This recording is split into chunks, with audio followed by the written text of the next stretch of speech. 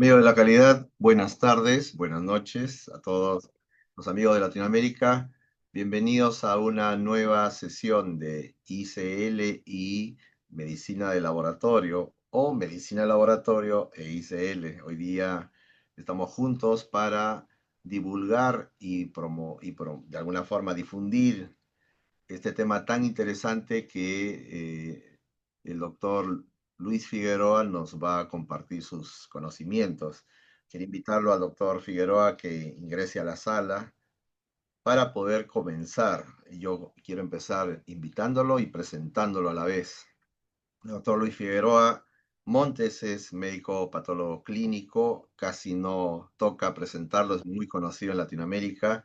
Es presidente de la Asociación Latinoamericana de Patología Clínica, es presidente también de la Asociación Médica Peruana de Patología Clínica y director de Medicina de Laboratorio. Muchas gracias, un ponente de lujo. Doctor Figueroa, le dejo la pantalla. Adelante, por favor. Muchas gracias, Arturo, por la presentación. Gracias, ICL, por este trabajo, digamos, en conjunto. En primer lugar, agradecer a todas las personas que están ingresando para escuchar esta conferencia. En realidad, he visto con agrado a Carlos de México, a mi amigo Leverton de Chile y probablemente más eh, profesionales del laboratorio clínico de toda la región se están uniendo, ¿no? Para esta transmisión. En realidad, también está Rosa María, Zoila García, en fin. eh, muchas gracias por estar aquí. La ventaja es que esta sesión también está grabada, así que después va a estar en mi canal en YouTube, no va a haber ningún inconveniente. Eh, un tema importante a tratar este año para mí está relacionado a la salud planetaria. La salud planetaria es un tema emergente, un tema que nos lleva a cuidar el planeta donde estamos viviendo, porque quienes estamos destruyendo el planeta somos nosotros. Entonces, el objetivo en realidad es ser conscientes de este problema mundial, ser conscientes de esta problemática. Así es que no quiero ampliar mucho en la introducción, es un tema en realidad bastante interesante y espero que lo disfruten y al final de la conferencia, o si ustedes lo consideran en algún momento, podrían interrumpir para alguna pregunta puntual. Entonces, eh, vamos a conversar. Les pediría a todos, por favor, que apaguen sus celulares, sus cámaras también, para hacer la transmisión sin ningún inconveniente. Muy bien. Reitero mi agradecimiento a Arturo por hacer este trabajo en conjunto para poder hacer esta presentación. No tengo ningún conflicto de interés con lo que voy a vertir en esta presentación. Es una revisión básicamente de este tema a nivel de publicaciones científicas, muchas de acceso abierto, probablemente existan otras de acceso, digamos, con algún tipo de pago, pero la mayoría de información es abierta. Por muchos años, en realidad desde la década de los 60 hubo una explosión del uso del plástico, ¿no? Y en realidad el plástico, si ustedes ven en su entorno, si ven a su alrededor, si ven en sus casas o en su vida cotidiana, el plástico está muy involucrado con nosotros. Y no solamente el plástico, sino componentes de este tipo, como por ejemplo ropa sintética. Hay mucho que habla en el tema relacionado a la historia, inclusive viene de los años finales de la década perdón, de la década de 1860, con un producto muy similar, pero este ya es un producto obviamente que viene de la degradación del petróleo y sus derivados, ¿no? Pero esto que en realidad se obtuvo un producto resistente, de mucha utilidad para diferentes temas en el hogar, al final se transformó en un enorme problema que está impactando en el mundo. Y este impacto ya no solamente es a nuestro ecosistema, a nuestro entorno, sino también en nuestra salud. Y sobre eso vamos a tratar de ampliar un poco y ver nosotros desde nuestra perspectiva, desde el laboratorio, cómo podemos afrontar este gran problema de los micro y los nanoplásticos. Hay un documental que se llama Personas de Plástico, muy interesante, se habla sobre esta crisis, esto ahí lo pueden buscar, es un documental bastante interesante donde aborda esta problemática, lo pueden encontrar en la web, acá está el enlace, así es que les recomiendo que lo vean. Y hoy día justo estuve viendo en YouTube, hay otro documental que también recién ha salido, creo que tiene menos de 30 días en YouTube y demora más de 3 horas y habla de manera bastante profunda los entretelones del impacto del plástico en la salud. Em, ¿Qué tienen en común estas tres estructuras? Una cucharita de plástico que probablemente todos lo utilizamos cuando compramos de repente un café o un refresco en las calles.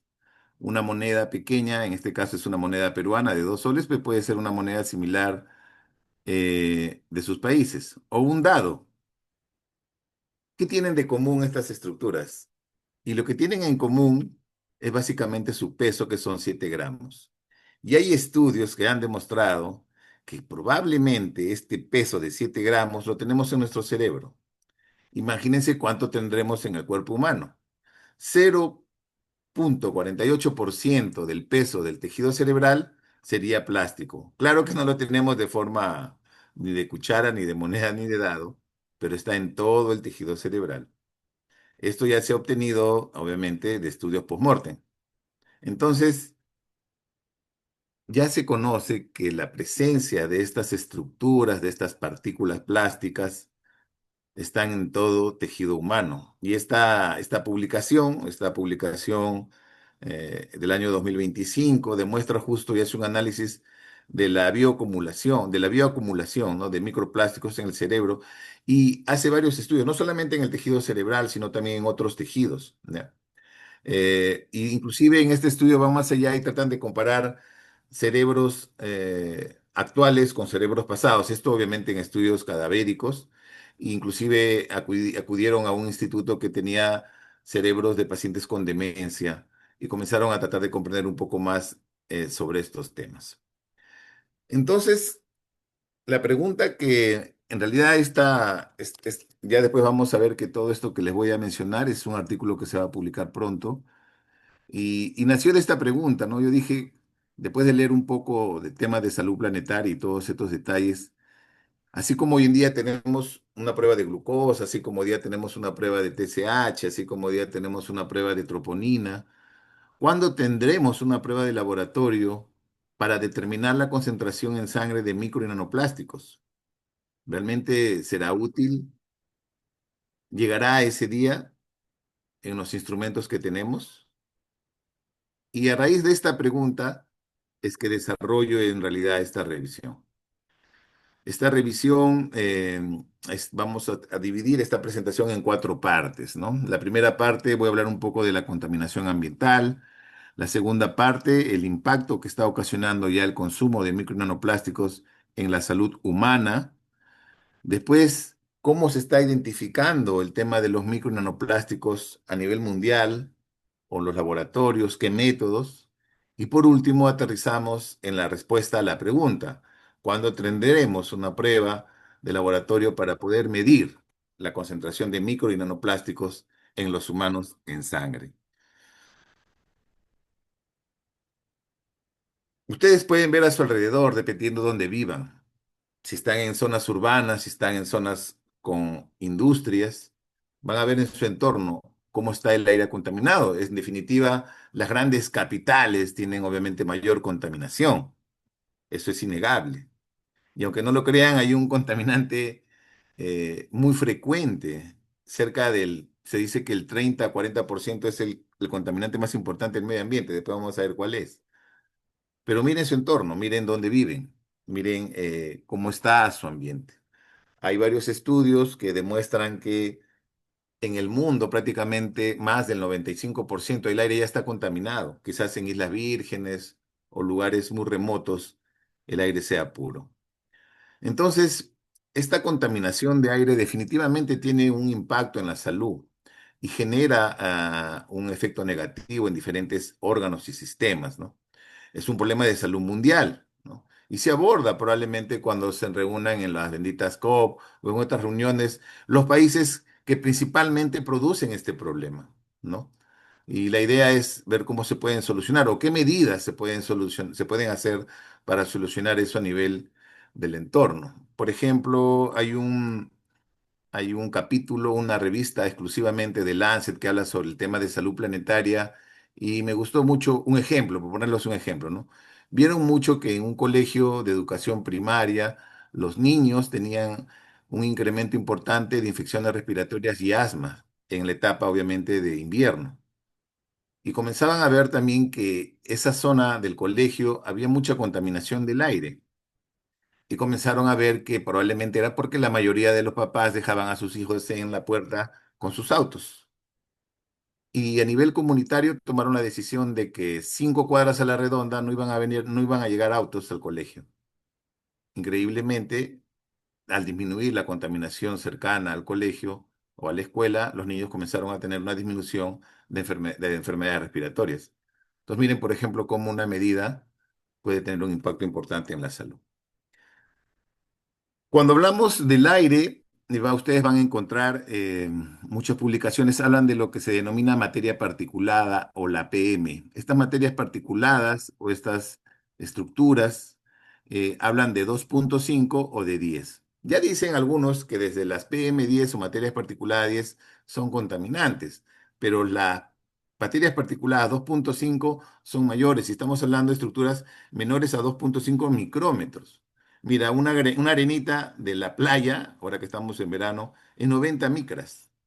Una materia particulada, una PM10, es la quinta parte de un cabello. Y una materia particulada 2,5 es la cuarta parte de la quinta parte de un cabello. Es algo que no lo podemos ver a simple vista. Por lo tanto, lo respiramos. Todos nosotros respiramos materia particulada. Todos, todos. Se dice que las materias particuladas las respiras, las materias particuladas probablemente cuando estás hablando las vas a exhalar, probablemente las vas a orinar, probablemente las vas a defecar, probablemente las vas a consumir en tus alimentos.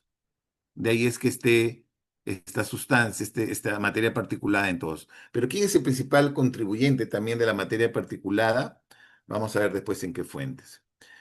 Este término acuñado de microplásticos no es un término tan antiguo, es un término que en realidad se aplica desde el año 2004, o sea, casi tenemos 20 años de haberse aplicado de un investigador que lo comenzó a ver desde la perspectiva de investigación a nivel oceánico o en peces.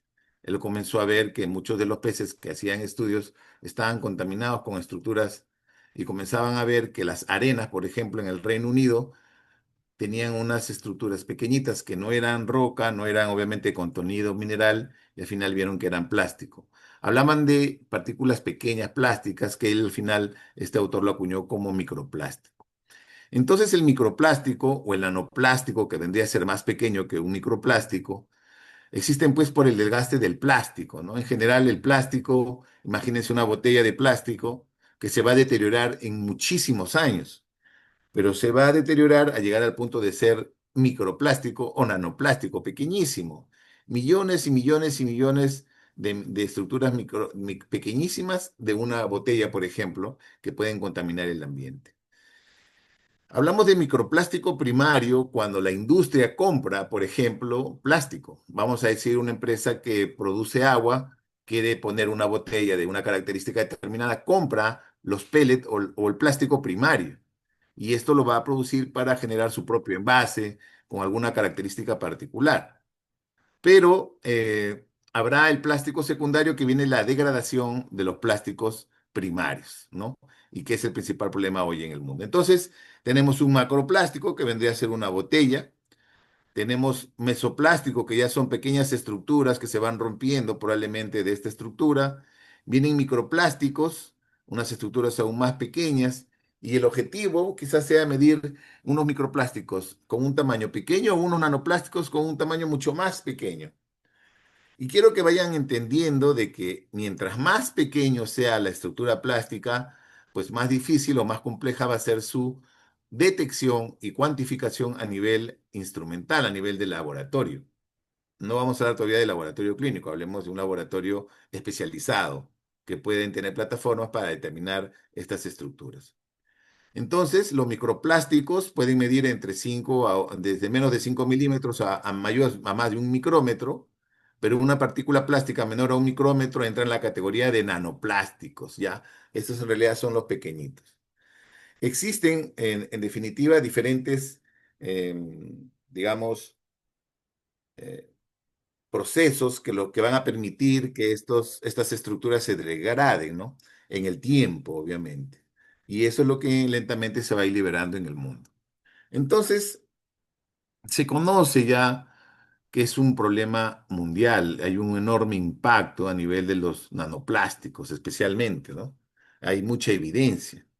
En nivel mundial, por ejemplo, en esta publicación se ve, en base a la materia particulada 2.5, el impacto en general a nivel de sus países en el tema de sus sectores industriales, combustibles y la mortalidad generada en base a una concentración determinada de estas sustancias en el ambiente, en el micro, en su aire. Y pueden ver pues el total de muertes, qué países tienen mayor cantidad de muertes, qué países son los principales que contribuyen en realidad a este tema a nivel mundial. De la misma forma, hay sectores, ¿no? Sectores relacionados al sector energético, al sector industrial, a la combustión de carbón, etcétera, etcétera. En este artículo ustedes pueden ahondar un poco y ven obviamente la mortalidad global de estos países o a nivel mundial relacionado a este tema. Entonces, en líneas generales, van a haber componentes relacionados al plástico primario, ¿no? Al que se manufactura, o al plástico secundario, que es el que se va degradando. Y esto obviamente está en relación al tiempo. Esto puede permitir probablemente intervenciones específicas para tratar de evitar de que esto suceda. Ya después vamos a andar de repente en algunos ejemplos, ¿no?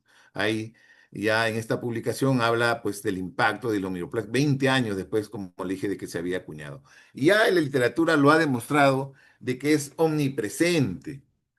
Los micro y nanoplásticos están en el Everest. Se han encontrado, obviamente, en la zona más alta, en las montañas más altas de la nieve, concentraciones de estas sustancias, de estas materias particuladas. Y en las profundidades, por ejemplo, de Groenlandia, en los pisos árticos, han tratado de cavar y han encontrado el plástico. Entonces, esto tiene una presencia a nivel terrestre, tiene una presencia a nivel atmosférica y tiene una presencia a nivel acuática. Está en todos lados y en este caso, en el humano. Entonces, vamos a ver cuál es el impacto en la salud o qué es lo que se va conociendo del impacto en la salud en relación a este problema. Y salta a la vista un tema que está siendo cada vez más visible. Yo creo que cada vez más se comienza a hacer visible el problema de la salud cardiorrenal metabólica y el impacto en los pacientes.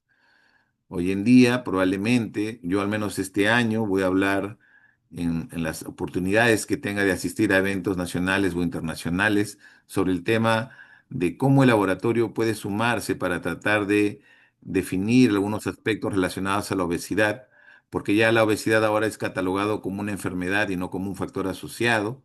Hay varias publicaciones que el año pasado se han hecho desde Lancet y sociedades importantes le han dado otra forma para tratar de comprender la enfermedad y sus estadios a la obesidad y su manera de enfocarlo. Pero otro problema también asociado a esto está, en definitiva, la alimentación con alimentos ultraprocesados, que no, en este momento no pretendo ahondar.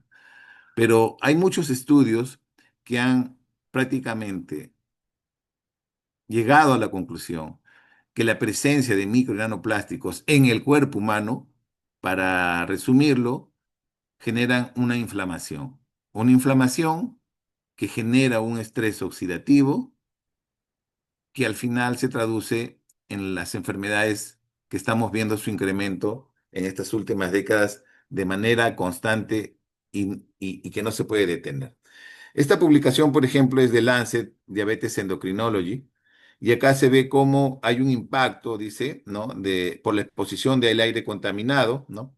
En como un riesgo cardiovascular. Acá hay un paciente que está respirando y miren, ponen las industrias e interesantemente ponen un auto, pero aunque no lo crean, uno de los principales también contribuyentes a la contaminación ambiental y a estas PM2.5 o PM10 son los elastómeros, que son la fricción de las llantas de los autos en las pistas. Entonces, imagínense vivir en una cercano a una pista de alto tránsito. En fin. Entonces, esto lo respira el paciente, va a respirarse a nivel pulmonar, al final va a tener, o también lo puede ingerir si hay una contaminación en alimentos, ¿no? Va a tener un ingreso por ambos lados. Al final, van a haber respuestas a estos patógenos a nivel molecular, a nivel inmunológico, a nivel inflamatorio, a nivel respiratorio, y mediante diferentes mecanismos de origen inmune, no voy a ahondar, aparte de respuestas a nivel endocrinológicas, se va a generar básicamente este estrés oxidativo, se van a generar algunos cambios a nivel de las mitocondrias, inflamación, citoquinas proinflamatorias, quimoquinas, adhesión molecular, ¿no? Reactantes de fase aguda y al final, miren, algo interesante, cambios epigenéticos que se pueden dar a nivel de cada persona por la exposición a esto y tu respuesta a nivel genético, termina en una inflamación crónica y al final puede terminar en una enfermedad cardiometabólica, diabetes. Y acá, por ejemplo, se puede visualizar cómo esta contaminación ambiental, esta contaminación del aire, puede generar diferentes trastornos a nivel de diferentes órganos. Entonces, en esencia, eso es lo que hoy en día se conoce. Y ya no solamente hay estudios de ese tipo, sino que ahondan, por ejemplo, en la primera causa de muerte en el mundo, que son las enfermedades cardiovasculares, infartos y derrame cerebral, ¿no? Donde se han demostrado diferentes estudios su asociación. Por ejemplo, esta publicación del 18 de abril del año pasado dicen pequeños problemas, microplásticos, nanoplásticos y su profundo impacto en la salud cardiovascular. Esto está de acceso libre, pueden ahondar en el tema, leer el artículo completo, hablan de este gran tema. Al final dice, estudios reportaron la presencia de micro y nanoplásticos en diversos tejidos humanos, incluyendo el corazón, placas arteriales, torrente sanguíneo de pacientes sometidos a intervenciones coronarias percutáneas. Y bueno, eso también salió a la luz a raíz de un primer artículo publicado en el New England, ¿no? Investigaciones recientes sugieren asociación entre estas partículas y un mayor riesgo de enfermedades cardiovasculares. Y miren el detalle, producen toxicidad de células endoteliales, alteración del metabolismo lipídico, promueven estrés oxidativo, facilitan que las células espumosas se exacerben, obviamente, en el tema de la aterosclerosis, vías inflamatorias comprometidas y que afectan la barrera vascular. Por último, alteración y activación de la cascada, o sea, protrombóticos. Miren, y en este artículo muy interesante, detalla obviamente esta cadena, este suministro, ya sea a nivel marino, por ejemplo, con alimentos contaminados, marinos u otros, productos del cuidado, porque esto también, aparte de respirarlo, es el contacto, la ropa o, por ejemplo, productos en la piel, no sé, de repente que utilizan probablemente más las mujeres. El tema este tema es bien interesante. Miren, equipo médico. Al final de la presentación van a ver un proyecto muy interesante. Inhalación, textiles, etcétera. Y al final esto impacta en la salud cardiovascular. Hemólisis, inflamación, aterosclerosis, estrés oxidativo, trombosis, etcétera. Y acá cada uno de los detalles asociados a este problema. Y quiero que presten atención ya desde una visión más de profesional de laboratorio. Miren con detalle las publicaciones de estos estudios donde han visto la presencia de microplásticos en el sistema cardiovascular en humanos, ¿ya? Ellos han visto la presencia. Y en esos estudios han determinado, por ejemplo, microplásticos en sangre, en tejido cardíaco, de repente en estructura coronaria, carótida, en fin. El tipo de microplástico que han detectado, polietileno, poliestrileno, poliamida, etcétera, varios diferentes, probablemente de los más frecuentes a los menos frecuentes, pero he subrayado o he sombreado con rojo las unidades en las cuales han determinado estos componentes. Por ejemplo, acá dice la media de concentración es 1,6 microgramos por mililitro. Acá, partículas de 1 a 4,9 partículas por 10 mililitros. Aquí en porcentajes, por el 96%, 83%, no especifica, solo porcentajes. Después acá, porcentajes. Y acá pone una concentración de 5,2 microgramos por miligramo de una placa, por ejemplo. Miren, microgramos por miligramo, porcentajes, partículas por mililitro, 10 mililitros, microgramos por mililitro. ¿Eso qué significa? Cuando nosotros vemos que las unidades de medida probablemente no son la misma, si yo les hablo, por ejemplo, de una creatinina que se hagan, lo máximo que va a pasar es que se hagan unidades oficiales de medida del sistema internacional, milimoles de repente, o en miligramos por decilitro, que es lo que tradicionalmente conocemos, pero no van a pasar de esas unidades, ¿no? Igual la glucosa u otro componente, porque usan el mismo calibrador, usan el mismo calibrador. El calibrador es el que va a estandarizar eso y se llaman test armonizados.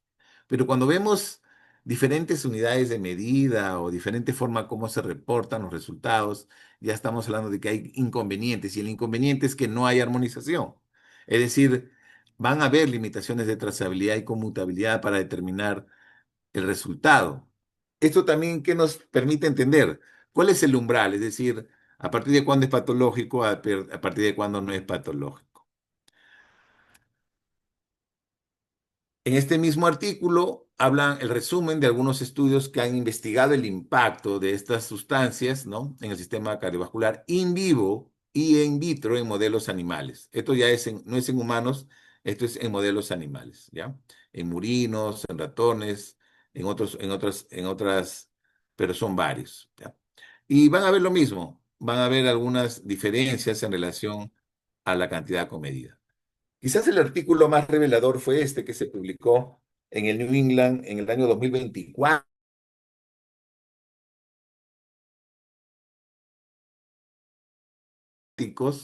y les hicieron una ecografía carotidia y vieron que aquellos que tenían un porcentaje importante de destrucción de la carótida fueron sometidos a un procedimiento que se conoce como endarterectomía carotidia, es decir, entran a la carótida, la cortan y le sacan esa placa ateromatosa que lo está destruyendo. Es como desobstruir un tubo. Y esta placa ateromatosa la llevaron a microscopía electrónica para verla. Y cuando lo llevaron a microscopía electrónica, encontraron algunos detalles. Estas estructuras no eran orgánicas, icosaédricas, poligonales, y comenzaron a ver que definitivamente pues eran estructuras no biológicas compatibles con micronanoplástico. Entonces ya estaban presentes aquí en la placa, ¿no? Dentro del macrófago o fuera del macrófago, dentro de él o fuera de él. Entonces, ya hay estudios, por ejemplo, este estudio muy conocido de la revista Science, publican y encuentran en diferentes componentes del cuerpo humano. Y una vez más, he puesto en un color rojo, por ejemplo, materia particulada por gramo, he puesto en verde materia particulada por mililitro, ¿no? Y hay otro que habla materia particulada individuo día. Y las diferencias. Y las diferentes concentraciones que pueden encontrar en el cabello, en la saliva, en el esputo, por absorción dérmica, pulmón, a nivel de respiración, ingestión dietética, inhalación, etcétera. ¿Ya?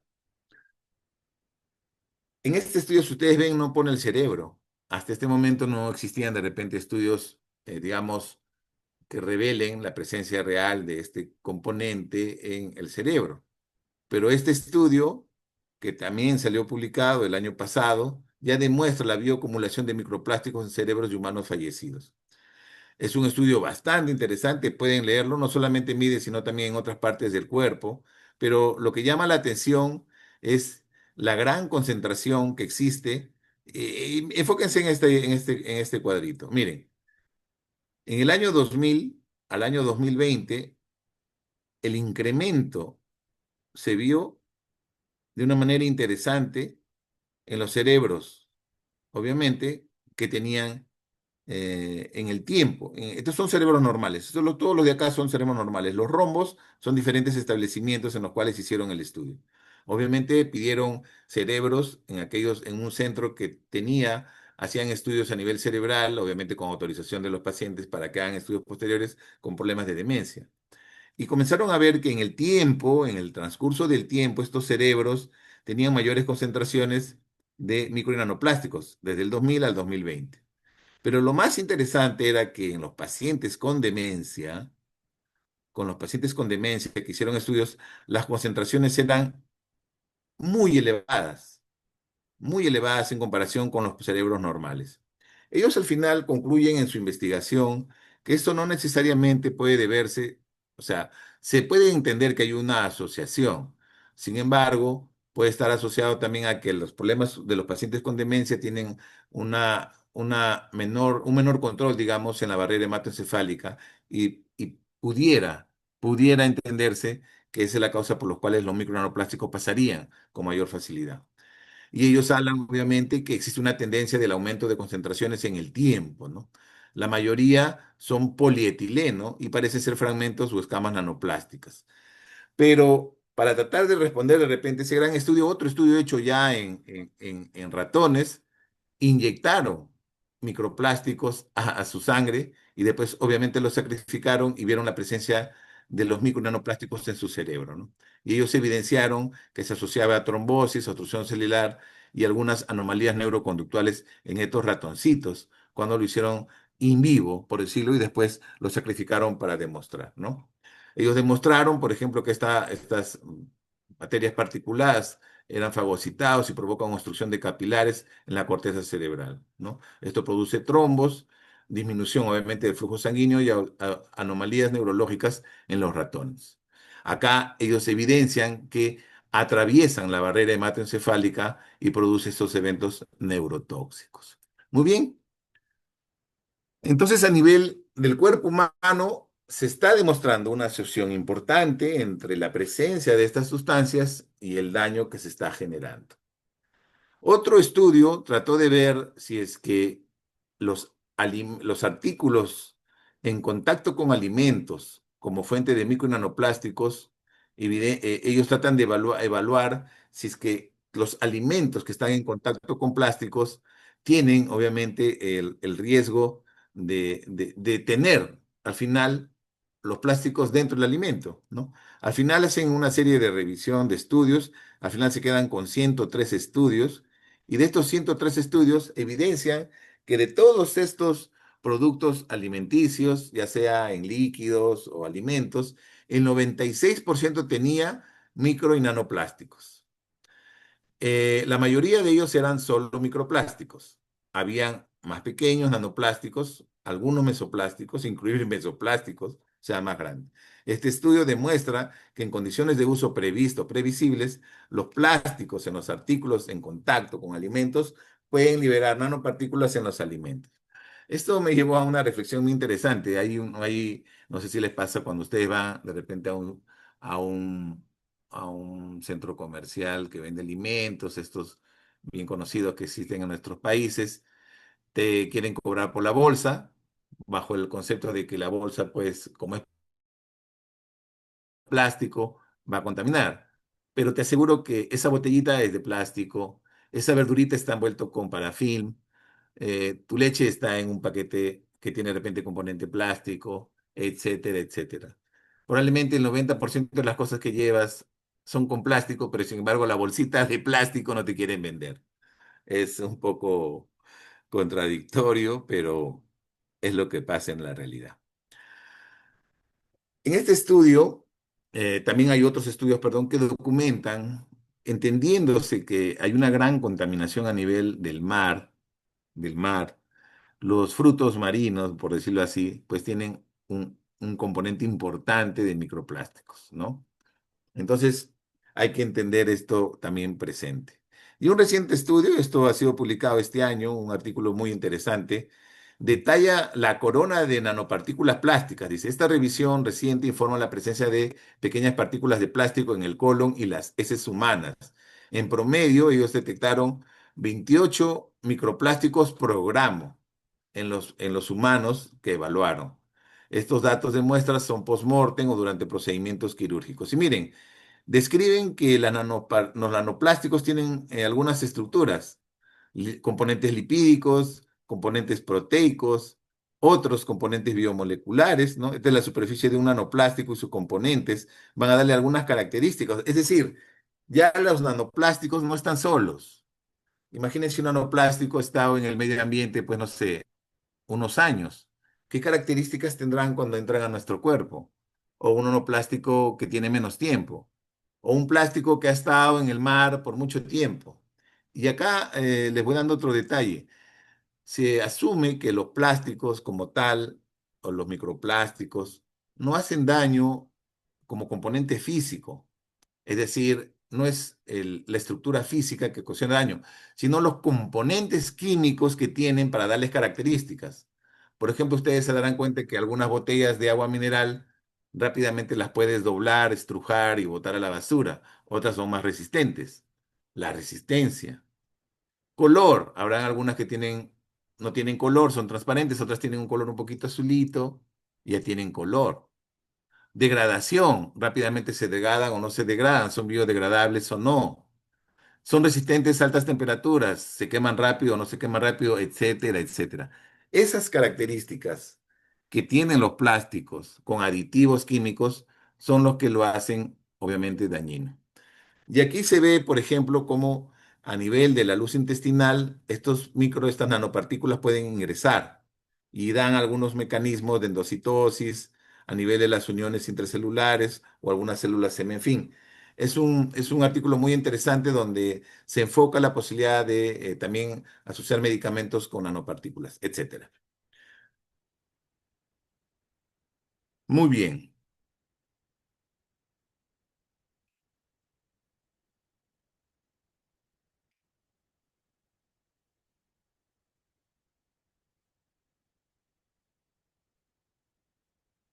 Ahora vamos a tratar de entender y comprender los métodos analíticos que existen. Y aquí sí ya desde una visión más laboratorial, más de profesionales de laboratorio. ¿Cómo actualmente se identifican y se cuantifican los micro y nanoplásticos?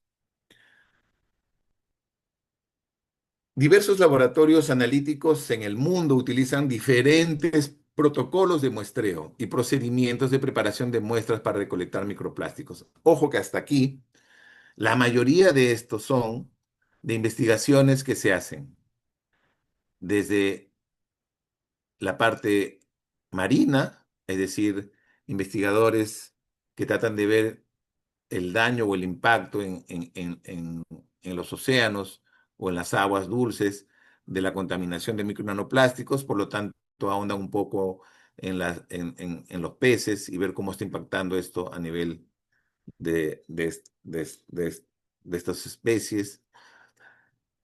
Otro grupo interesante de investigación es a nivel de la zona agrícola, en las tierras, a nivel de lodo, a nivel de los suelos. Otros investigadores tratan de ver su análisis en el aire y cada uno de ellos, aire, tierra o mar o agua, tienen protocolos bien definidos, digamos, para tratar de hacerlo. Sin embargo, cuando ya se ahonda en el tema, muchos laboratorios tienen algunas características diferentes. Por eso al final dice distintos protocolos, al menos de muestreo y procedimientos. El análisis se realiza con diferentes métodos analíticos, configuraciones instrumentales, de tal manera que aquí ya podemos darnos cuenta que es un poquito complejo.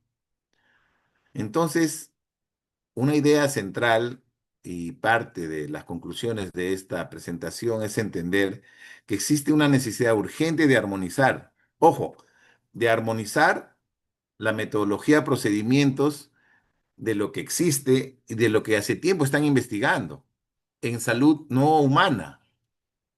Estamos hablando de especímenes no humanos.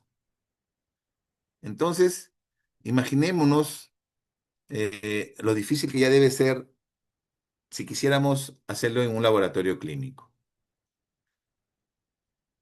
Para ir avanzando un poco, vamos a entender que hay diferentes metodologías, ¿ya?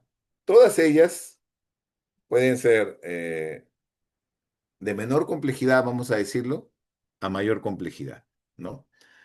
Hay una metodología microscópica, es decir, yo puedo a través del microscopio, como vimos este ejemplo, con microscopía electrónica o microscopios de alta resolución, determinar alguna estructura. Ojo que sería cualitativo, detectas, ¿no?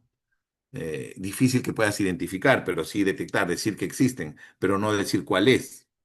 Es decir, sé que es un ser humano, pero no sé cómo se llama o cómo se apellida. Acá sería algo así.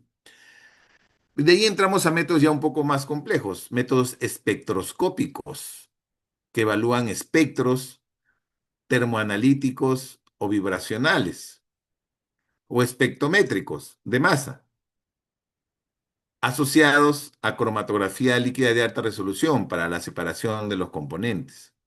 Entonces, cuando aquí claramente dice configuraciones instrumentales, vamos a ir comprendiendo que la configuración de estos instrumentos me va a permitir determinar el tipo, si es o no es, o cuantificarlo.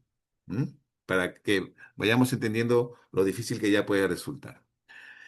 En este artículo, también bastante interesante, este es un artículo reciente, también habla de las fronteras analíticas emergentes en la detección de microplásticos, ¿no? De la espectroscopía a las tecnologías de sensores inteligentes. Y bueno, ven la ropa, los plásticos, ¿no? La contaminación de los plásticos, temas de higiene, etcétera, generan los microplásticos. Y miren los métodos que ya nos vamos comenzar digamos, a relacionarnos, ¿no? Espectroscopía de Raman, acá ponen espectroscopía FTIR, que es de Fourier. Vamos, dos métodos espectroscópicos, algunos con señales electroquímicas, más los POC. Pirólisis. Estamos hablando ya de métodos termoanalíticos, espectroscópicos, vibracionales y microscópicos, ¿no? Mediante escáner o microscopía. Y los otros que son una tendencia, digamos, a crear pruebas tipo POC, por ejemplo. Entonces, esta sería la gama de metodologías.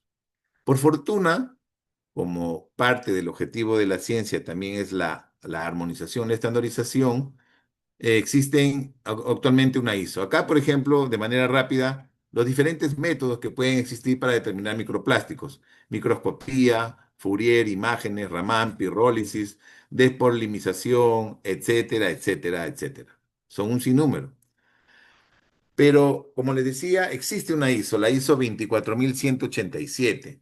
Este documento, que ha sido preparado por un comité mundial, que es el Comité Técnico 249, tratan de estandarizar un poco eh, cómo debería, y acá habla inclusive para el medio ambiente, no habla inclusive para muestras humanas, pero se debe de entender que muchos de estos protocolos que se utilizan en el tema ambiental se van a comenzar a adaptar para los especímenes humanos, ¿no? Es probable que esté en desarrollo ya una norma de este tipo para muestras humanas y no muestras solamente ambientales. Entonces, será un tema de desarrollo. Sin embargo, aquí eh, tratan de presentar pues un conjunto de métodos y notas los más armonizados posibles, justo tratar de armonizar, de englobar esto. Ponen el tipo de tamaño de partículas, ¿no? Cómo ellos lo definen en relación a sus tamaños, a sus diámetros.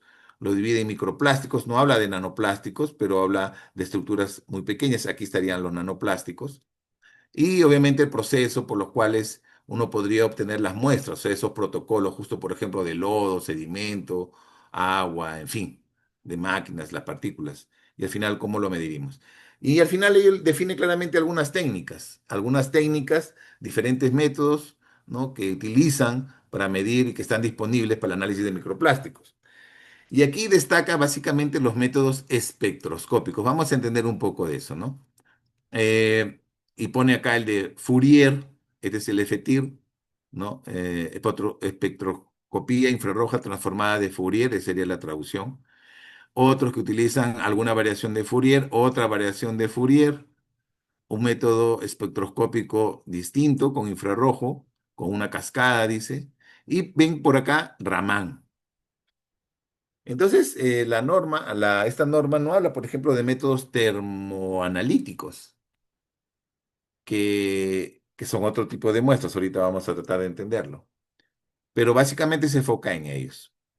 Entonces, los métodos más utilizados para ver las partículas y su identidad, ojo, partículas, o sea, para identificarlas también, son la espectroscopía infrarroja transformada de Fourier y espectroscopía micro de Raman. ¿Ya? Si ya vamos analizando un poco más, la de Raman me permitiría tener la posibilidad de detectar nanoplásticos y la de Fourier de repente llega solamente hasta microplásticos. Ya van viendo una diferencia. Por lo tanto, también irán comprendiendo que quizás métodos como el de Fourier van a ser un poco más accesibles que los de Raman, ¿no? Para entender un poco esto, básicamente se resume en un espectro vibracional. ¿Qué significa esto? Vamos a entender un poco. Mejor veamos esta parte. Imagínense que este es un átomo de carbono, este es un átomo de hidrógeno. Ellos tienen un enlace covalente, que son estos enlaces que están acá. Pero estos enlaces, si yo lo estimulo con una luz infrarroja, pueden estirarse o pueden acortarse, como este resorte. Y este enlongamiento o este acortamiento se traduce en un espectro. Y este espectro sería como igual nosotros vemos los espectros, por ejemplo, en la espectrometría de masa para detectar, por ejemplo, microorganismos, que sería lo más cercano que tuviéramos en los laboratorios de microbiología, por ejemplo, para los Malditov. Ahí vamos a ver ese espectro. Se correlaciona con alguna bacteria. Igualmente, los plásticos se correlacionan, obviamente, con una característica particular y así podríamos identificarlo, al menos para saber la familia, al menos para saber su familia. En resumen, sería algo así.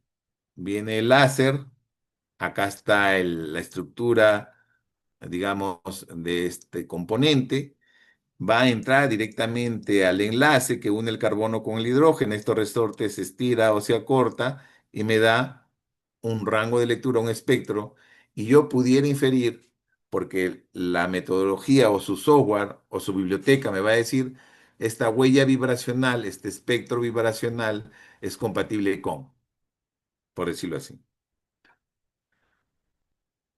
Esta metodología básicamente genera una interacción de la radiación con vibración molecular, ¿no? Son métodos, este es un ejemplo de una máquina de este tipo, ¿no?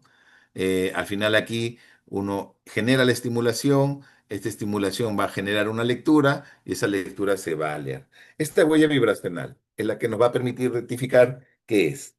En conclusión, se usa para reconocer composición química de material muy pequeño, ¿no? Como los microplásticos, fibras, partículas biológicas. Ojo, sin necesidad de destruir la muestra. Este es un tema bien interesante. Es decir, estos métodos vibracionales, estos métodos que van a permitir ver, digamos, este espectro, esta huella vibracional, no, no es necesario destruir el plástico. No es necesario destruir el plástico. Ya vamos a ver que esa es la principal diferencia con los métodos termoanalíticos, que utilizan, obviamente, temperaturas altas para destruir ese componente y así poder determinar cuál es la masa de esa destrucción. Y ahí inclusive, aparte de determinar el componente de plástico o no plástico o el tipo de plástico, me permite ver los componentes químicos que tiene esa estructura. Como hemos visto, muchos de los componentes pueden ser poliestireno, polietileno, polipropileno, cloruro de polivinilo, etileno, etcétera. Muchos de ellos son primarios, que son estos pellets que la gente va a comprar, o las empresas, ¿no? Si quiero hacer una botellita celeste, pues compraré estos peles no sé, pues, de poliestireno. Y ahí ustedes van a ver todo lo que tienen a su alrededor. Bolsas, paquetes de alimentos, los film que envuelven los alimentos, etcétera, etcétera, etcétera. Su ropa, etcétera. Y la de Raman es prácticamente lo mismo que la de Fourier, pero tiene otra metodología, pero me permite resultados mucho más pequeñas, ¿no? Acá sí me permite de repente ver la composición química. Ojo que cuando hablábamos de que uno hace una configuración instrumental, muchos de estos métodos se van a complementar con espectrometría de masa si queremos de repente ahondar las características propias de estos micro y nanoplásticos. O si queremos hacer procesos de separación, van a ir acompañados con HPLC, por ejemplo, ¿no? Entonces, la diferencia principal entre Raman y transformada de Fourier vendrían a ser estas características, ¿ya? Que ya es un tema un poco más técnico, pero al final son vibracionales. Y como decía, cuando hablamos ya de los métodos de espectrometría de masa, se pueden complementar con cromatografía de gases para ver obviamente la separación o de repente con métodos termoanalíticos para determinar la cuantificación. Entonces, aquí tenemos, por ejemplo, unas imágenes de Fourier, muchos de ellos por microscopía se detectan, se ve la huella, ¿no? Acá se ve cómo se genera la fotocitación, cómo se van a detener. Inclusive muchas de estas plataformas hoy en día también vienen ya entrenadas con, eh, con inteligencia artificial, ¿no? Para de repente ver su comportamiento, su composición o sus características y definir qué es. Aquí un ejemplo, muchos de ellos utilizan la microscopía, ojo que hay microscopía, digamos, de mediana, baja o alta resolución. Lo ideal sería pues electrónica, ¿no? Pero ya es mucho más complejo. Por lo tanto, podemos ir comprendiendo que la plataforma analítica que hoy existe para implementar estos tests puede ser de diferente precio en la medida como tú lo conformes.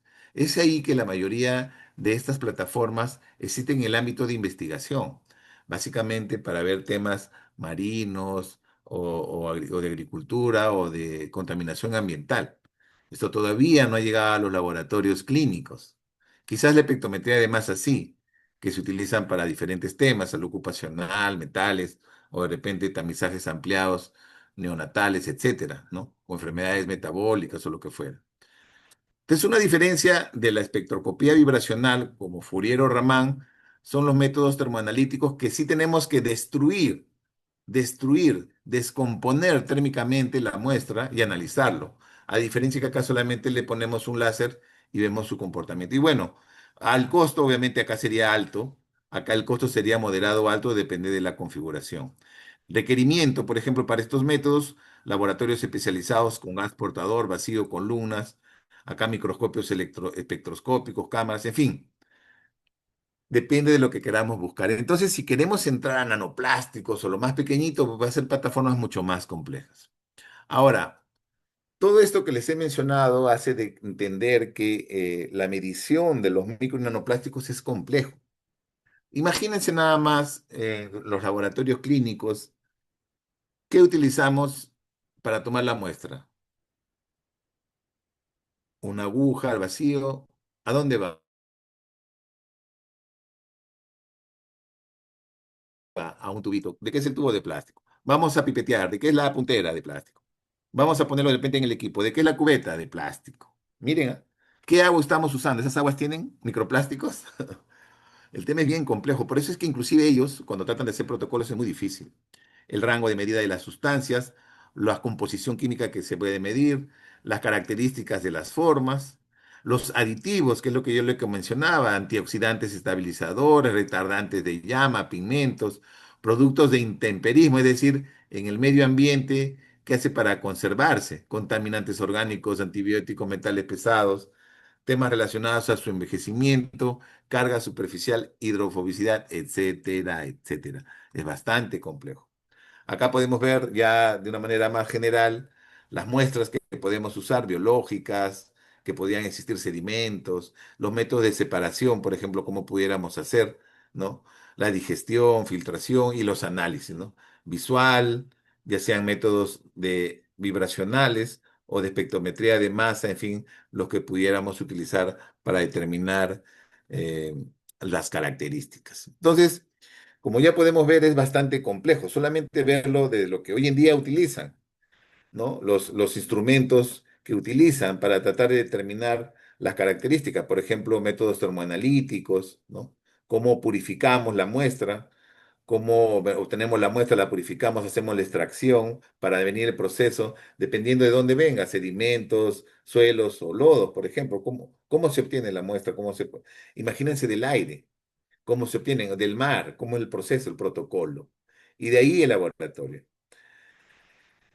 Para entender esto, y digamos hacerlo un poco más comprensible, encontré un artículo muy interesante. Este es un artículo publicado, eso también ha sido publicado el año pasado. Y acá lo que justo buscan los investigadores es tratar de comprender esto. Y ellos hacen un estudio donde hacen una comparación interlaboratorial y ven desde el estado del arte cómo se detecta y se cuantifican los microplásticos. Y este estudio, que le llamaron el Plataforma de Pre-Industrialización de Bahamas, Proyecto Versalles, ellos generaron sus materiales de referencia, ¿no? Y lo distribuyeron a diferentes laboratorios, 84 de ellos que tenían experiencia en el mundo para procesar. Y como ellos establecieron muy bien en su estudio, dijeron primero probar y comparar dos métodos. Básicamente se basaron en métodos métodos vibracionales y métodos de pirrólisis o termoanalíticos. Es decir, le dijeron, ¿me lo haces por pirrólisis o me lo haces por vibración? Pero al final yo te voy a dar el material de referencia. Es decir, ellos sabían qué plástico le estaban dando, en otras palabras. Querían comparar estos dos métodos termoanalíticos, tres espectroscópicos, ¿no? Con respecto a su idoneidad. Y por último, ver esos materiales de referencia. Ellos utilizaron este material de referencia, tereftalato de polietileno y polietileno. Ellos le dieron en pastillitas que al final tenían que ser, digamos, disueltas por los laboratorios, sometidos a procesos de filtración, procesados. Y vamos a ver después que al final cometieron también ellos, hicieron el reconocimiento de algunos errores. Miren los laboratorios de qué países participaron. Alemania, Francia, Italia, España, Corea, creo que los más grandes, Reino Unido, Holanda, los más importantes en número, ¿no? En número de los que participaron. Repito, 84 laboratorios que conocían que procesaban estas muestras. Estamos hablando de muestras, obviamente, que procesaban muestras no humanas, ambientales. Acá vemos cómo les dieron los materiales de referencia que ellos elaboraron en tabletas, para que vean 1 centavo de euro, el tamaño, eran unas pastillitas, y cada laboratorio tenía que, obviamente, pasar por diferentes procesos para que lo procesaran. A pesar de la variedad de métodos disponibles y décadas de desarrollo, el análisis sigue siendo pues una tarea muy difícil, ¿no? Y uno de los principales problemas justo es el material de referencia, certificados, ¿no? Y ahí viene justo el tema de lo que vimos al inicio, diferentes unidades de medida liberados. Cuando ellos hicieron su evaluación entre todos los laboratorios, al final de los 84 solamente participaron 50 y pico. No fueron todos, es decir, no todos variaron sus resultados. Y otros, inclusive muchos mandaron más de los plásticos que ellos habían mandado, para que vean la dificultad que probablemente existiera o contaminación de lo que fuera.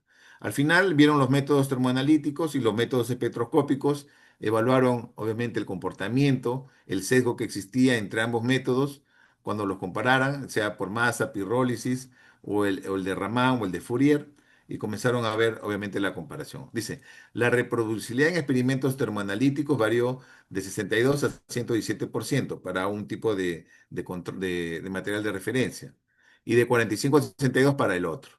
En experimentos espectroscópicos había una mayor variación, mira, de 121 a 129 y de 64 a 70. Es decir, los métodos termoanalíticos eran más robustos, por decirlo en resumen. Y al final hicieron pues una distribución también del comportamiento en vez del tamaño de las partículas, ¿no? Cómo se comportaron. Al final, ellos concluyen en el estudio que existieron muchas limitaciones, ¿no? Áreas de incertidumbre que estaban asociados, obviamente, a estos hallazgos.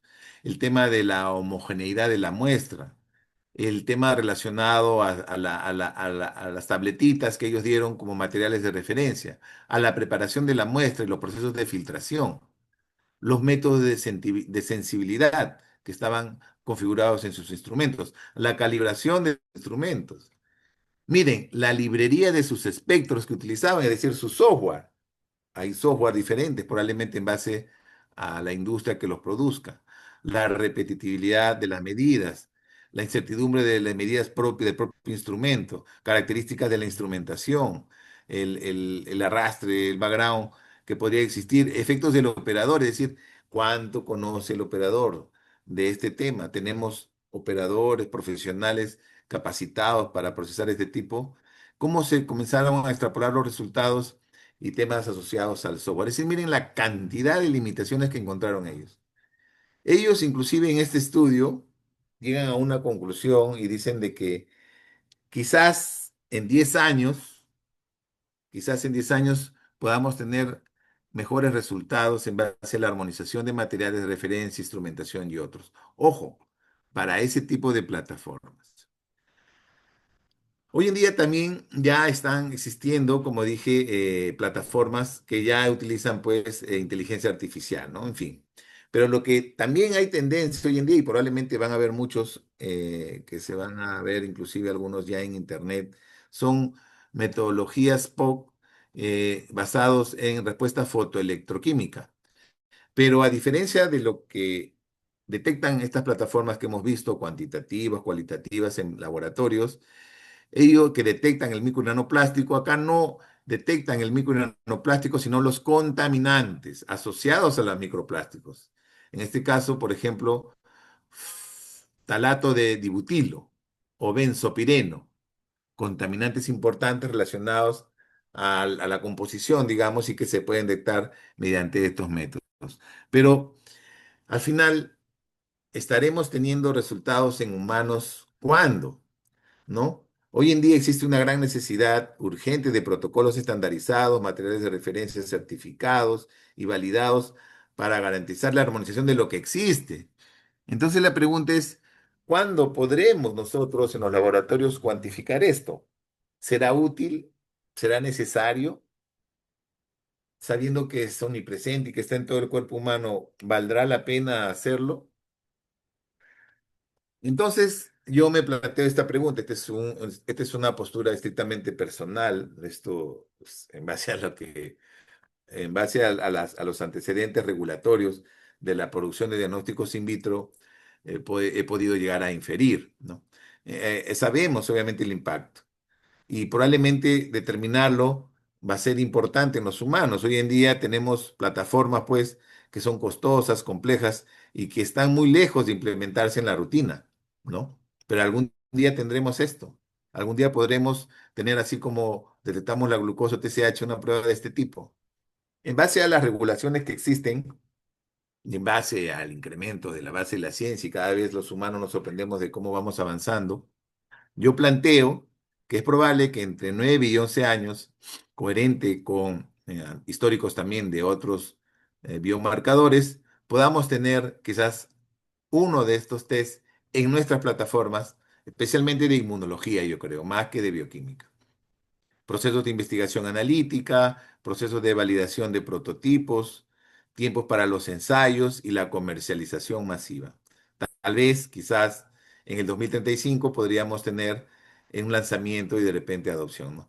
¿Qué industria, qué marca, qué industria diagnóstica se atrevería a avanzar? No lo sé. Pero definitivamente considero que sí es importante porque de repente podríamos andar un poco más al final. Acá más o menos ya hago un detalle de cuáles serían esas características, los tiempos, la conformidad. Al final, de repente, para esta fecha tendríamos ya el lanzamiento de pruebas IBD para la detección de micronanoplásticos en laboratorios, de repente en equipos adaptados para bioquímico, inmunología, ¿no? Promedio, inclusive lanza de entre 10 y $30 comparados con lo que podría costar hoy en día. Y esto sería importante, miren, para entornos de salud ocupacional, desde epidemiología ambiental, laboratorio clínico, respaldado obviamente por las normas que regulan el quehacer de los profesionales en el ámbito de laboratorio. Muy bien. eso es lo que he básicamente querido traerles hoy en día para entender un poco más sobre esta posibilidad de tener estos test algún día en nuestros laboratorios. Y encontrando en las redes me encontré con este proyecto, el proyecto Plastichel, bueno, no sé, está siendo ahorita financiado por la Unión Europea, liderado por la Universidad de Barcelona.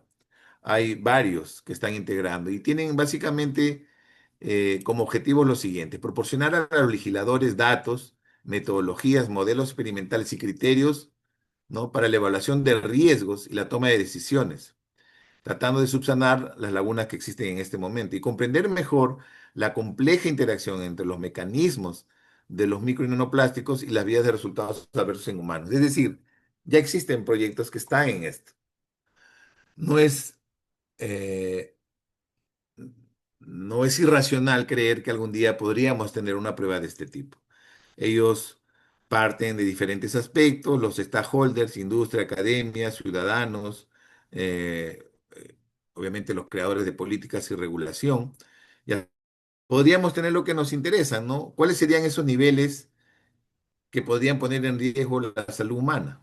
Y al final esto usarlo para la salud. Miren la cantidad de países que lo integran en toda Europa. Acá están las organizaciones, universidades, centros académicos. Universidad de Manchester, liderado, como dije, por la Universidad Autónoma de Barcelona, quien lidera obviamente este proyecto, coordinador, acá lo ven. Y justo cuando ellos han hecho una presentación el año pasado, hacen esta pregunta, dice: ¿por qué deberían preocuparse los profesionales sanitarios por los micro y nanoplásticos? Y miren hacia alrededor, miremos qué agarramos. Por ejemplo, este es de laboratorio, este es de centro quirúrgico, esterilización, el día a día de repente en la emergencia o en otras áreas. ¿Mm? Dice, porque los plásticos se encuentran en muchos de los materiales, herramientas y equipos que utilizamos. Es decir, el contacto diario que tenemos con los plásticos en el entorno sanitario sería interesante. Les dejo ahí esa pregunta para que de repente ustedes lo vean y pueden entrar a este enlace y pueden de repente ahondar un poco más. Tienen varias presentaciones muy interesantes. Como les comenté, esto ya es un artículo, esto se va a publicar en inglés y también podemos hacer la traducción en español. Hablo sobre la singularidad de implementar y detectar micro y nanoplásticos en sangre humana en los laboratorios clínicos, ¿no? Esto ya está por publicarse, está ahorita en revisión por una revista, esperemos que pueda salir a la luz pronto. Y muy bien, para terminar, quería invitarlos a que puedan asistir a Chihuahua. Este va a ser el Congreso Latinoamericano de las Sociedades de Patología Clínica en la región, del 28 al 31 de octubre en México. El doctor Martín López los espera con los brazos abiertos. Se celebran 50 años de ALAPAC, su congreso número 48. Estamos en bodas de oro. Y aparte va a haber el Congreso Mexicano y el Congreso también de Bioquímicos en México. Muy bien. Muchísimas gracias y quedo pues a sus preguntas para tratar de repente de hablar sobre este interesante tema. Muchas gracias, doctor Luis Figueroa. Tenemos Ok. la participación de Carlos Mungia con alguna pregunta. Adelante, doctor. Sí, doctor Luis, yo quisiera hacerle una pregunta, a lo mejor es un poco rara. Yo tuve la oportunidad de trabajar para Quest Diagnostic, es un laboratorio importante en el mundo y tienen muchos estudios como este que me parecen muy interesantes, pero nos enfrentamos a un gran problema y que vale la pena desde ahorita que esté en estudio verlo. Nuestros médicos de salud ocupacional no tienen la capacidad para interpretarlos y diagnosticar. ¿Usted cree que esto pueda unarse con este estudio? Claro que sí. Una de las áreas importantes van a estar asociadas a que hacia el final, obviamente, la exposición constante a micronanoplásticos va a ser, obviamente, un riesgo ocupacional. Yo creo que sí, ¿no? Hay industrias, por ejemplo, que producen, por ejemplo, plásticos o que trabajan con plásticos, pero ¿cuál es el umbral? Es decir, ¿a partir de cuándo sería riesgoso? No. ¿Cuándo podríamos definirlo, no? Y yo Y creo que ese una era, vez yo creo que una vez que se genere, obviamente, primero, mayor visibilidad de este problema, en la medida que nosotros también hagamos visible este problema, eso probablemente en algún momento tendrá que escalar. y obviamente los profesionales que van a estar involucrados en eso van a servir. Pero ojo, esto si lo vemos de la perspectiva de salud ocupacional, pero si entendemos un poco más y siendo probablemente los micronanoplásticos estando relacionados al problema de salud cardiovascular metabólica, pues esto va a ser masivo. Y probablemente a nivel hospitalario, en base a un umbral, uno podría decir quién tiene más riesgo.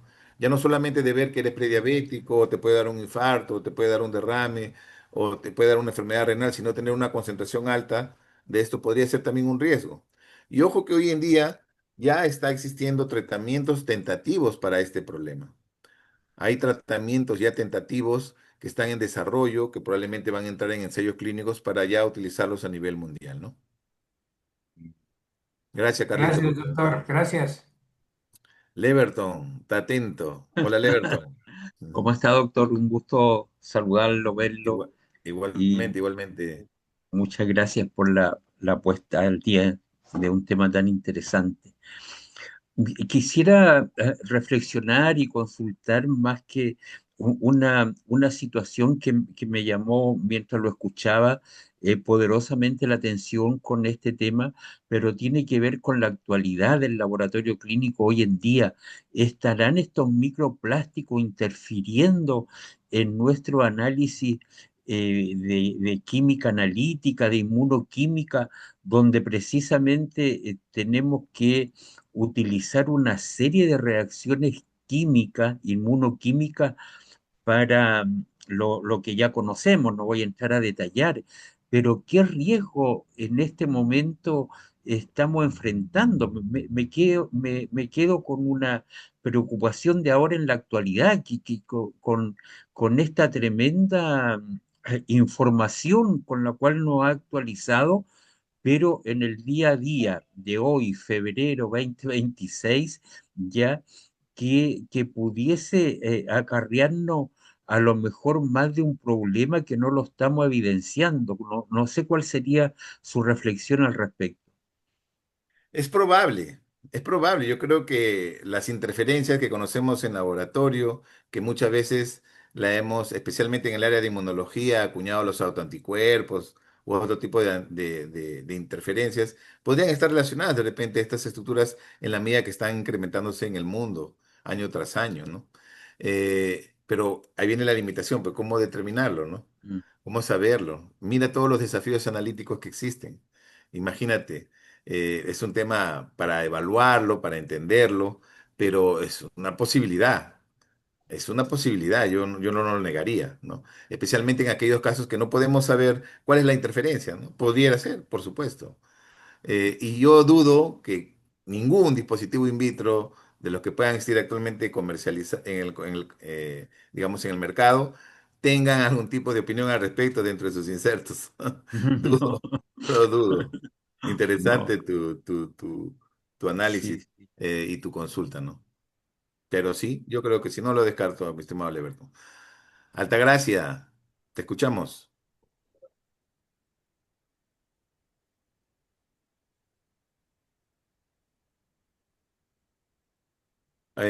Si puedes activar tu audio, si no, escríbelo, no hay problema. Doctor Luis, mientras Altagracia nos hace la pregunta, yo quería preguntarle Ok. a la vez si existen algunos análisis clínicos que puedan medir la huella o marcador asociado a estos nanomicroplásticos, ¿no? Tal vez en orina o alguna componente como el bisfenol tipo A o algo así, ¿no? ¿Qué nos podría indicar de eso, doctor? Ahí, como puse al final, ya están apareciendo métodos tipo POC, pero que no miden el microplástico o el nanoplástico, sino que miden los componentes químicos asociados a ellos, Mm, digamos, en muestras humanas, ¿no? Los productos químicos que se utilizan para la durabilidad y los temas relacionados que he mencionado. Sí existen, obviamente van a ir incrementándose en el tiempo, ¿no? Pero, digamos, es cualitativo, no es cuantitativo. Lo otro es que yo sí creo que un paciente que tiene realmente un riesgo de tener una mayor contaminación, de repente por un tema ocupacional, correcto. o por lo que fuera, sí podemos ver marcadores inflamatorios en el paciente, ¿no? Justo esta cadena de respuesta inflamatoria lo podemos ver. Nosotros podríamos determinar, acuérdate que cuando evaluamos la enfermedad cardiovascular, determinamos un biomarcador importante que es el PCR ultrasensible y que se Ujú. asocia a enfermedad cardiovascular y se ve, ¿no? Hay Ya. otros marcadores inflamatorios también que podrían predecir de que ese paciente pues tiene un tema inflamatorio.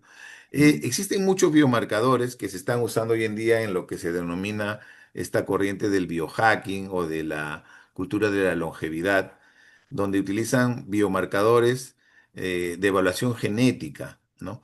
Y utilizan muchos biomarcadores asociados justo a temas inflamatorios, a temas asociados a estas partículas asociadas al daño, digamos, ¿no? Estos PAM.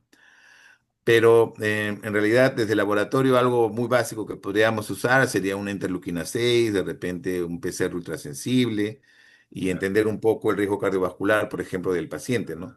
Si queremos verlo desde ahí. Y otros test que podríamos usar, por ejemplo, en el perfil cardiovascular metabólico que escribí hace poco y lo socialicé en mis redes en un artículo, ¿no? Mm. Muy bien. Eh, bueno, tenemos una pregunta del licenciado Eduardo Sedano, preguntando si de alguna forma con microscopio de luz polarizada, buscando luz, que los plásticos sean birrefringentes o tal vez de alguna de esa forma, ¿no? En realidad he visto estudios bastante básicos que han usado ese tipo de microscopía, pero no es lo recomendable, ¿no? Al Mm. menos un microscopio de Fourier o Raman básico que me determine que hay un microplástico ayudaría, pero me dice que solamente hay. No me dice que es como te digo, veo un humano, pero no sé su nombre y apellido. No sé si es polietileno, peritilinato, nada de eso, no voy a saberlo. Pero sí puedo saber que es un microplástico. Se puede usar microscopías, sí, pero son ya microscopías de mayor resolución. No son microscopías tan básicas, ¿no?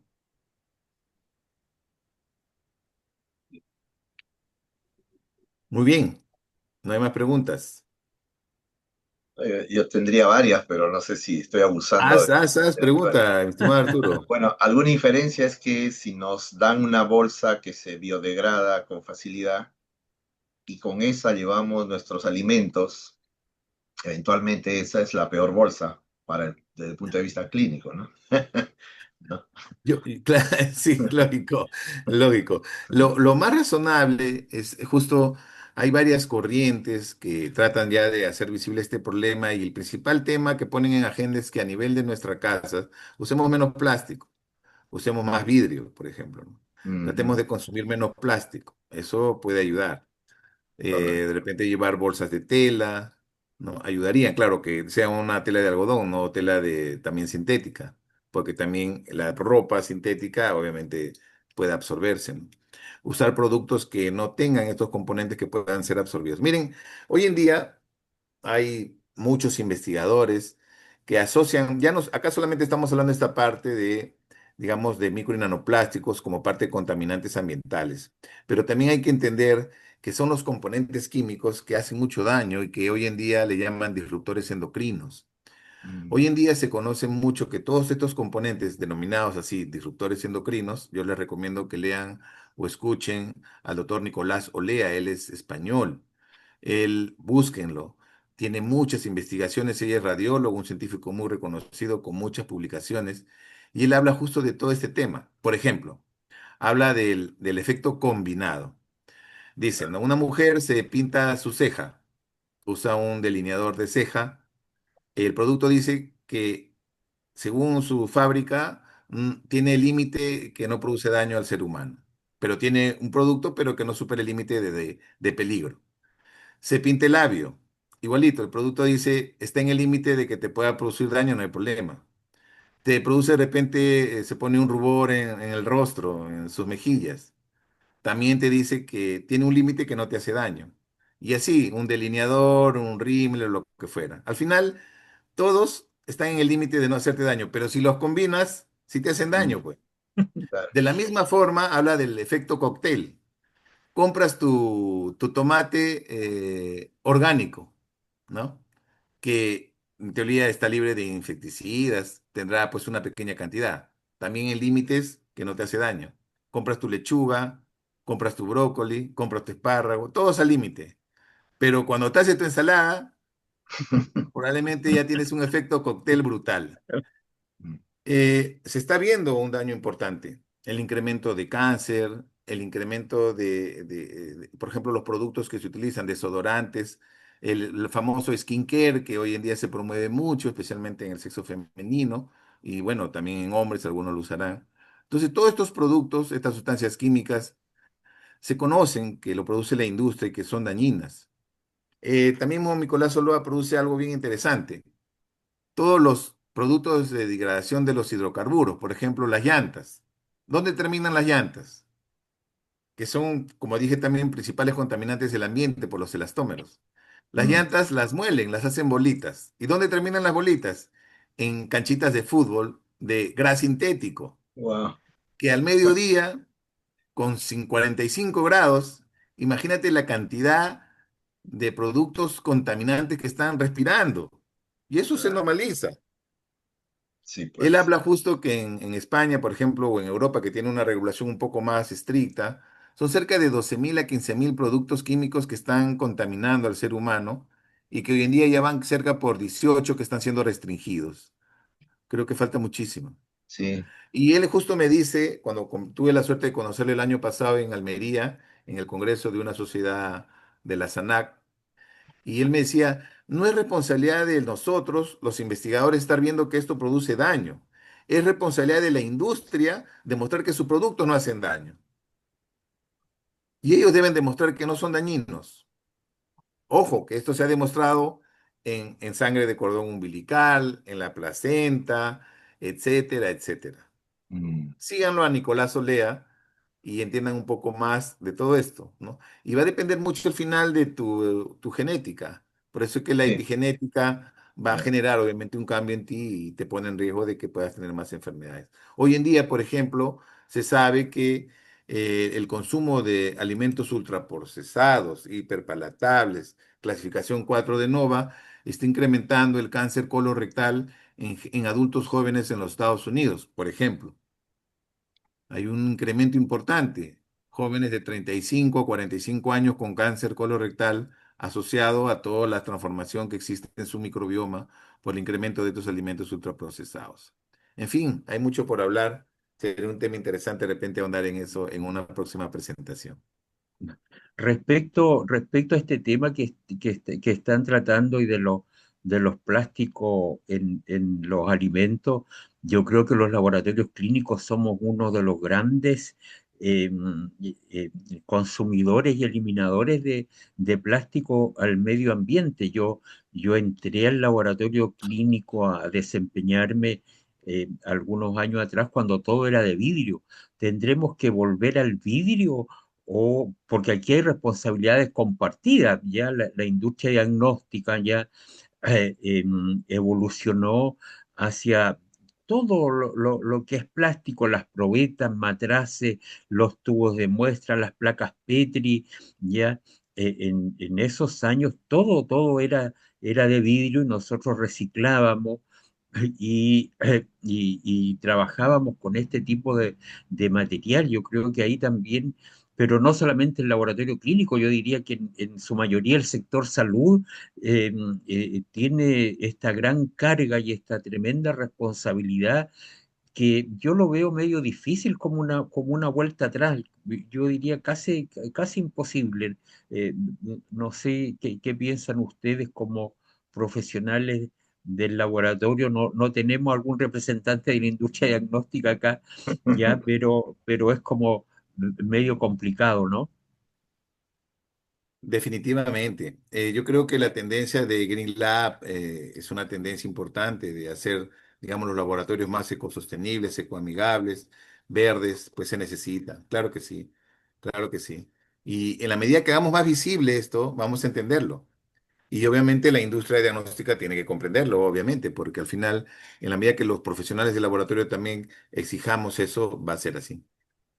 Y la Eh, industria médica, doctor, porque yo creo que el impacto que puede tener el que uno tenga nanoplásticos en el cuerpo es una misión para los médicos, ¿no? Que nos ayuden. Claro que sí, pero sí, insisto, hay que hablar de esto. así Mm. es. Hay que tocarlo, hay que ponerlo en la agenda.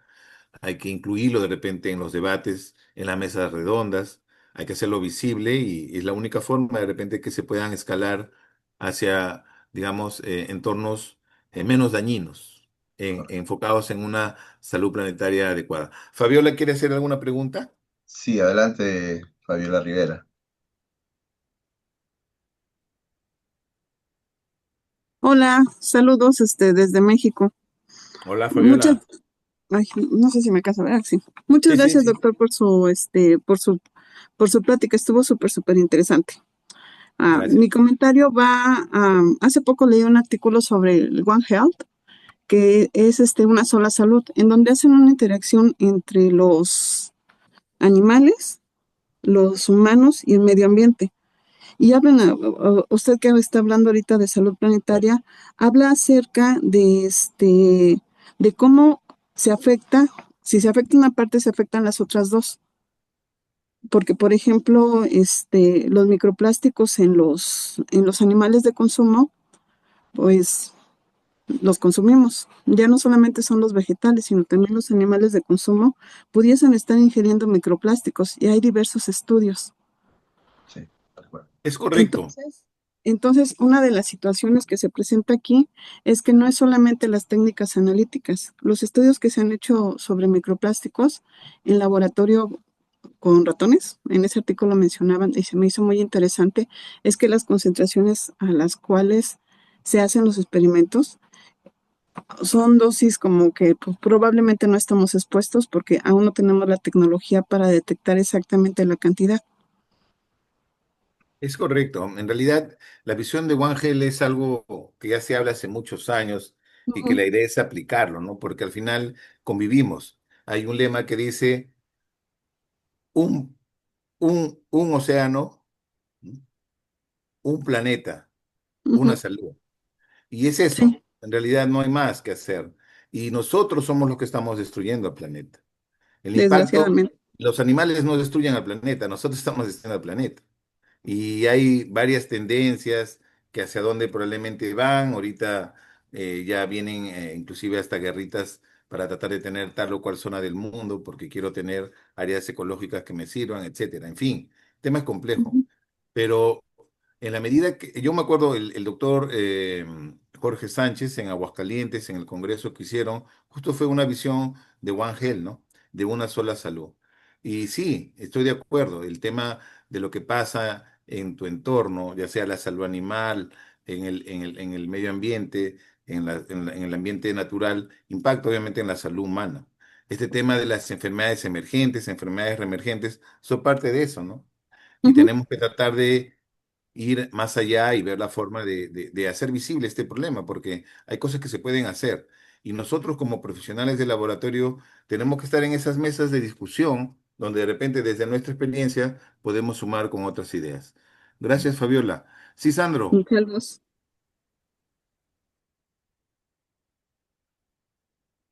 Sandro, Sandro Denis, adelante, por favor.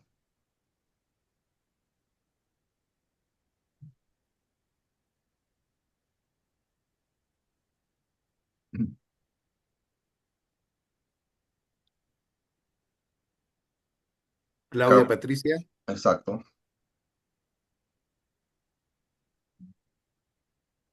Aló, Sí, buenas noches. Hablo buenas desde noches. Colombia, Bogotá, Colombia. Gracias, gracias por participar, Claudia. Quisiera hacerles unas preguntas. ¿Ustedes qué opinan respecto a los plásticos que se están elaborando de polipropileno? Dicen que son libres de PVA, PVS y PVC. En la verdad, no he ahondado un poco en el detalle, pero si es plástico, ¿de dónde viene ese polietileno? Y Sí, lo están usando mucho para elaborar empaques plásticos. Pero el polietileno, te refieres al Tenopol, creo. Sí, creo que Sí, es sí. igualito, es lo mismo. Son productos que vienen de degradación del petróleo, derivados del petróleo. Y al final contaminan, es lo mismo. En realidad, todos estos componentes ya han demostrado inclusive su toxicidad en diferentes estudios, ¿no? La idea al final es tratar de consumir menos eso, en la forma. Menos en el Perú ya hace tiempo se reguló de que el Ternopol se consuma mucho menos de lo que se consumía antes, ¿no?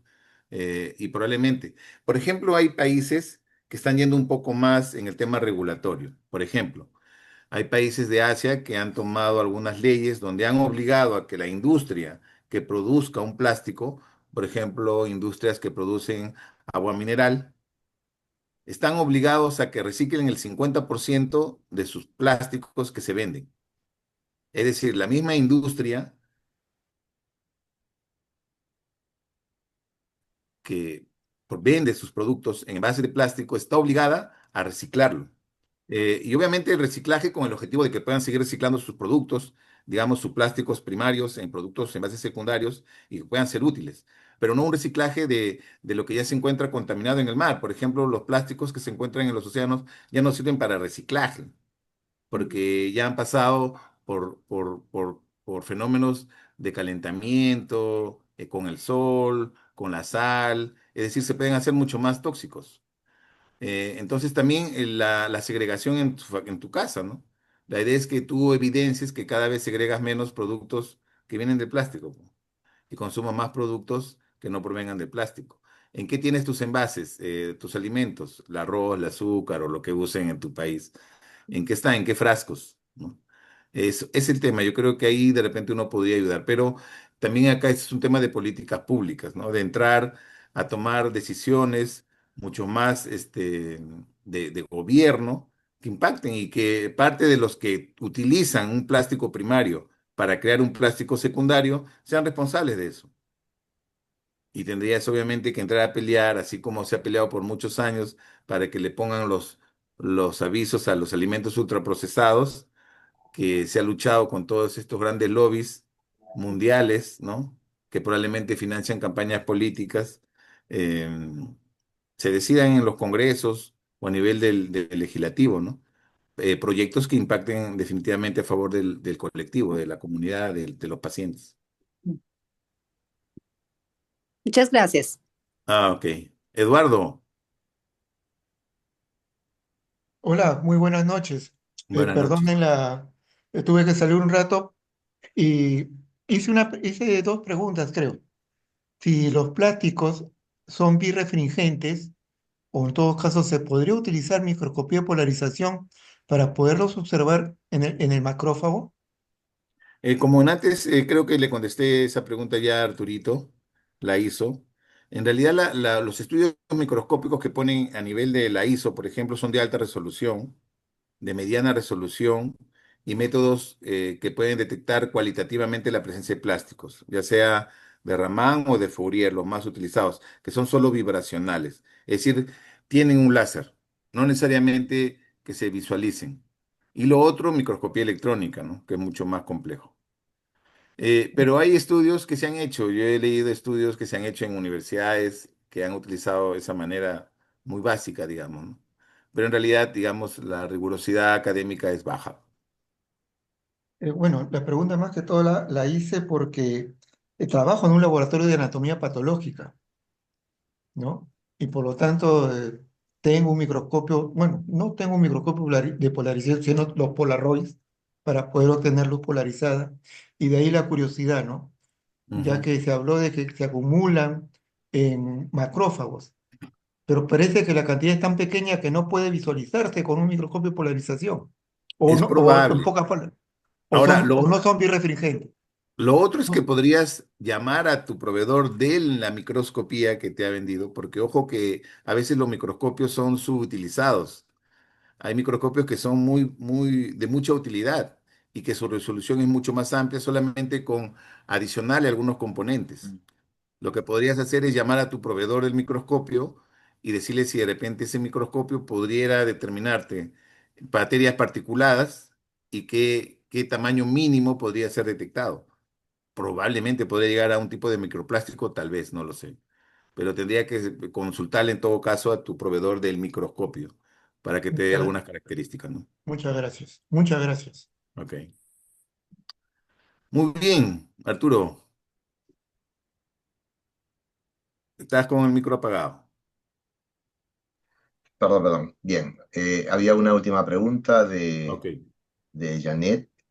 Dice, buenas noches. ¿Se debería exigir a las empresas la responsabilidad post-consumo de los envases plásticos, considerando que su fragmentación genera micro y nanoplásticos con impactos ambientales y sanitarios? ¿No? Ese es un Claro, justo comentario. es lo que comenté, ¿no? Y hay muchos países en Asia, especialmente, que han hecho regulaciones o leyes de ese tipo, y han obligado que las empresas que venden bebidas en plástico, pues sean obligadas a reciclarlo en un Correcto. porcentaje importante, ¿no?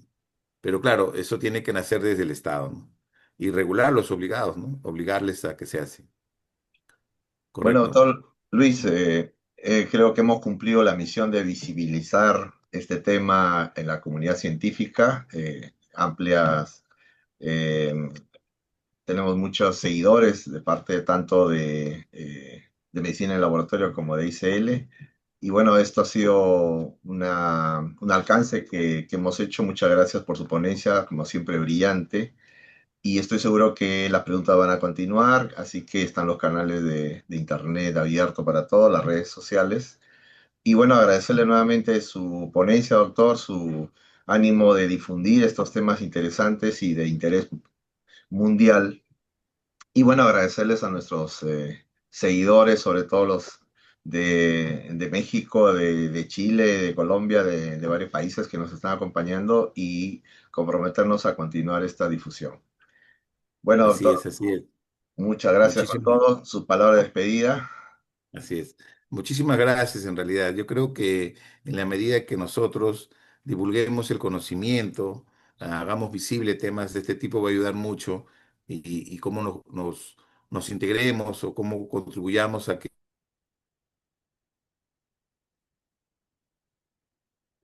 el impacto, digamos, de este problema, ¿no? Pero sí a las generaciones venideras. Muchas gracias a todos por participar, gracias a todos mis grandes amigos de Latinoamérica, Leverton, Carlos y todos los que hayan podido participar, también de Perú. Y bueno, síganos en nuestras redes. Este video se va a subir a mi canal en YouTube y ahí podrán verlo probablemente en el transcurso de estos días.